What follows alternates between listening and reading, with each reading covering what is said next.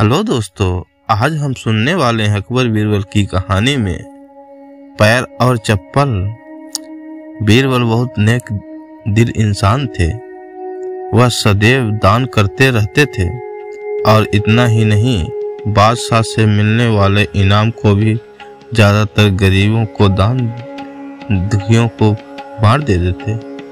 परंतु इसके बावजूद भी उनके पास धन की कोई कमी नहीं रहती थी। दान देने के साथ साथ बीरबल इस बात से भी चौकन्ने रहते थे कि कपटी व्यक्ति उन्हें अपनी दीनता दिखाकर ठग न लें। ऐसे ही अकबर बादशाह ने दरबारियों के साथ मिलकर एक योजना बनाई थी।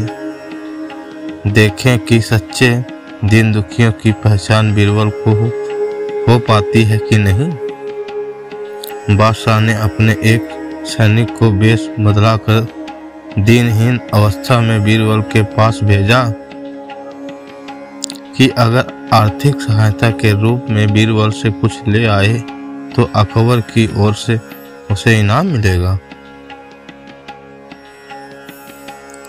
एक दिन जब बीरबल पूजा पाठ करके मंदिर से आ रहे थे तो भेष बदले हुए सैनिक ने बीरबल के सामने आकर कहा, हुजूर दीवान, मेरे 8 बेटे हैं और 8 दिनों में भूखे हैं। भगवान का कहना है कि भूखों का खाना खिलाना बहुत पुण्य का काम होता है। मुझे आशा है कि आप मुझे कुछ दान देकर अवश्य ही पुण्य कमाएंगे। बीरबल ने उस आदमी को सिर से पांव तक देखा और एक क्षण भी पहचान लिया कि यह ऐसा नहीं है जैसा वह दिखाई दे रहा है। बीरबल मन ही मन मुस्कुराए और बिना कुछ बोले ही उस रास्ते पर चल पड़े जहां कर होकर नदी पार करनी पड़ती थी। वह व्यक्ति भी बीरबल के पीछे पीछे चलता रहा। बीरबल ने नदी पार करके जूती उतार कर हाथ में ले ली। उस व्यक्ति ने भी अपने पैर की फटी पुरानी जूती हाथ में लेने का प्रयास किया। बीरबल नदी पार करके कंकरीले मार्ग आते ही 2-4 कदम चलने के बाद ही जूती पहन लेता है। बीरबल यह बात भी गौर कर चुके थे कि नदी पार करते समय उसका पैर धुलने के कारण वह व्यक्ति और भी साफ सुथरा, चिकना, मुलायम, गोरी चमड़ी का दिखने लगा था। इसलिए वह मुलायम पैरों से कंकरीले मार्ग पर नहीं चल सकता। दीवान जी, दीन दुखियों की पुकार अपने सुनी पीछे आ रहे व्यक्ति ने कहा। बीरबल बोले, मुझे पापी बनाए मैं उसकी पुकार कैसे सुन सकता हूँ। क्या कहा? क्या आप मेरी सहायता करके पापी बन सकते हैं?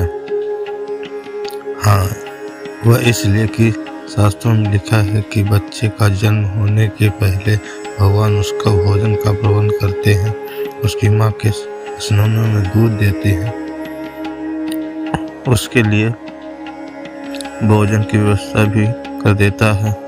यह भी कहा जाता है कि भगवान इंसान को भूखा उठाता है और भूखा सुलाता नहीं है। इन सब बातों के बाद ही तुम अपने आप को 8 दिन से भूखा रखकर रखे हो। इन सब स्थितियों को देखते हुए यह समझना चाहिए कि भगवान तुम्हें रूठ रहा है और वह तुम्हें और तुम्हारे परिवार को भूखा रखना चाहते हैं। लेकिन मैं उनका सेवक हूँ। अगर मैं तुम्हारा पेट भर सकता हूँ तो ईश्वर मुझ पर रूठ होगा। मैं ईश्वर के विरुद्ध नहीं जा सकता। न बाबा, मैं तुम्हें भोजन नहीं करा सकता,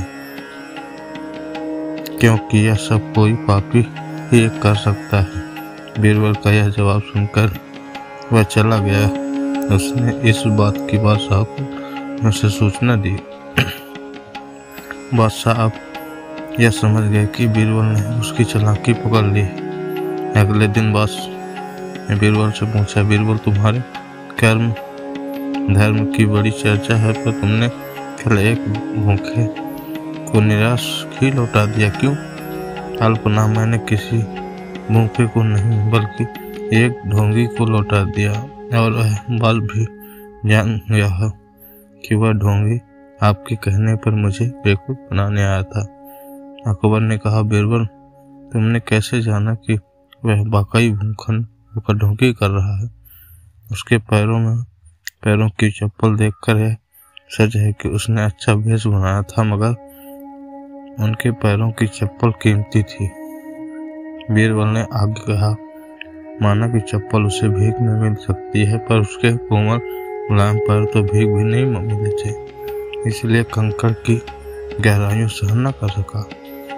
इतना कहकर बीरबल ने बताया कि किस प्रकार उसने उस मनुष्य की परीक्षा लेकर जान लिया कि उससे नंगे पैर चलने को भी आदत नहीं थी। वह दरिद्र नहीं बल्कि किसी अच्छे कुल का पुरुष था। बादशाह बोले, क्या न वह मेरा खास सैनिक था? फिर बहुत प्रसन्न होकर बोले, सचमुच बीरबल, महादौलत ने बहुत खुश हुए। तुम्हें धोखा देना आसान काम नहीं है। बादशाह के साथ साजिश में शामिल हुए सभी दरबारियों में चेहरे पे बुझ गई।